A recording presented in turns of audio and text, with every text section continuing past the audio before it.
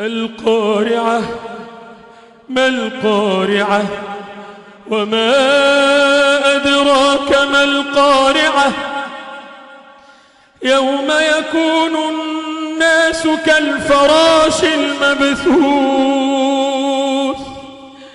وتكون الجبال كالعهن المنفوش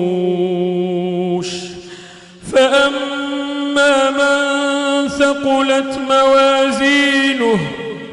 فهو في عيشة راضية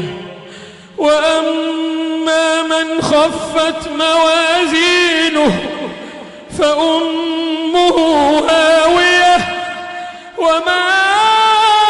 أدراك ما هي نار حامية ألهاكم التكاثر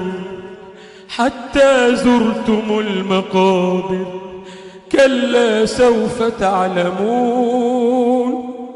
ثم كلا سوف تعلمون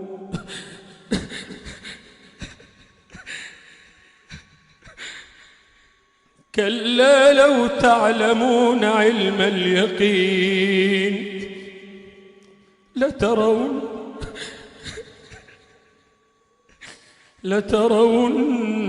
الجحيم ثم لترونها عين اليقين ثم لتسألن يومئذ عن النعيم والعصر إن الإنسان لفي خسر إلا الذين